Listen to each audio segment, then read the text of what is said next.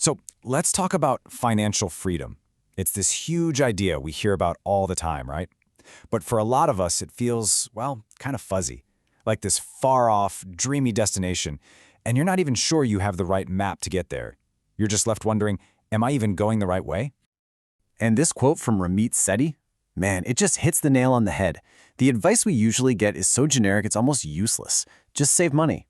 Okay, but for what exactly? When do I actually get to enjoy it? It's not a real plan, and it leaves you wondering if you're doing enough or if you're just supposed to wait until you're ancient to live a little. But what if we could fix that? What if instead of this vague dream, you had a clear, step-by-step map you could actually follow? Well, that's exactly what we're going to lay out right here. We're going to break this whole journey down into distinct stages so you can pinpoint exactly where you are, and more importantly, figure out your very next move. All right, let's start at the beginning. The base of the mountain, really, which is where the journey kicks off for pretty much everyone. This first phase is all about one thing: moving from a place of constant financial stress to a place of stability. It's about getting back in the driver's seat. You know, what's really important to get about this slide is that survival mode is more of a feeling than a number in your bank account. It's that paycheck-to-paycheck life. It's that constant low-level hum of anxiety where a surprise car repair isn't just an inconvenience, it's a full-blown catastrophe. When you're in this stage, money is always on your mind, and it feels like you're one step away from everything falling apart.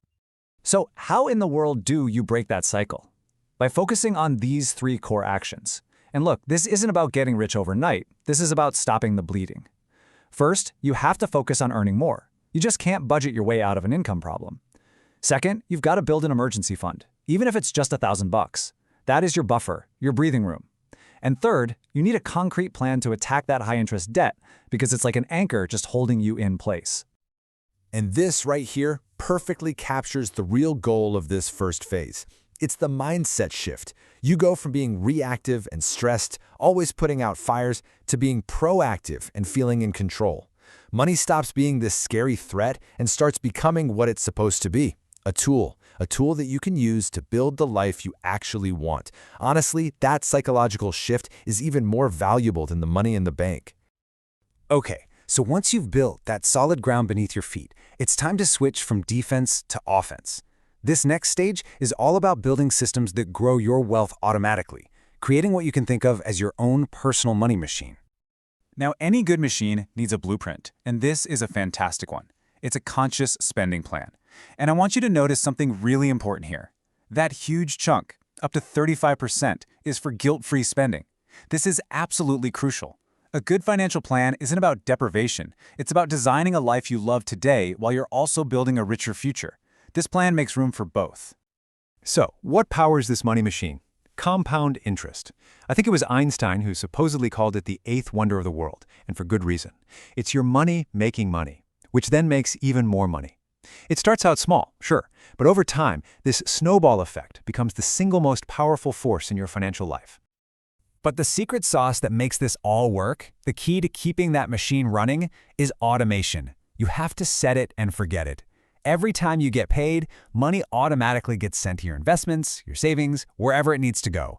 This takes willpower and temptation completely out of the equation. Your wealth just builds consistently in the background, whether you're feeling motivated that day or not.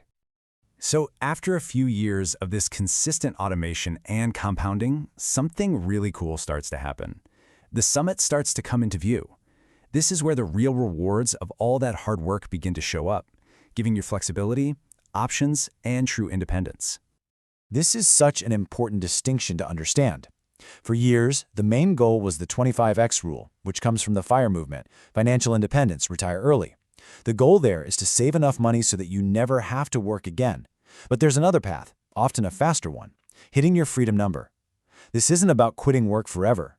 It's about building enough passive income to cover your essential costs. This doesn't mean you stop working. It means you gain the freedom to choose the work you do based on your passion, not just for a paycheck. So where does that 25x number even come from? Well, it's based on this, the 4% rule.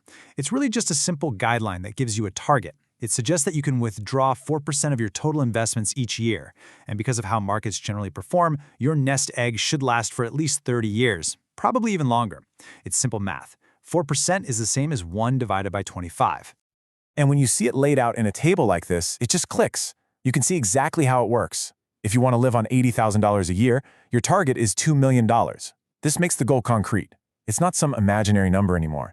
It's directly tied to the lifestyle you want to live. It also shows you something really powerful.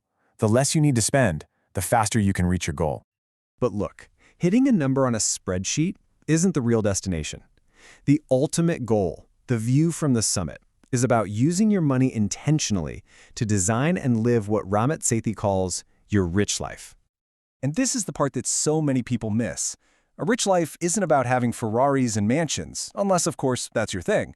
It's about having the freedom to spend extravagantly on the things you love, while cutting costs mercilessly on the things you just don't care about. Your rich life is yours, and it should look completely different from anyone else's. So, what do you love spending on? These are your money dials. Maybe you adore travel, or you really value the convenience of having someone else clean your house. Perhaps it's high-quality food, or your health and wellness. The point isn't to save on everything. The point is to identify your dials and give yourself permission to turn them way up, completely guilt-free. That is the whole point of money, to use it to live a life full of meaning and joy. So, there you have it. You've seen the map, you know the stages, from the struggle of survival all the way to the freedom of abundance. The only question left is the most important one. Looking at this map, where are you right now? And what is the single most important step you can take today to move yourself forward on this journey?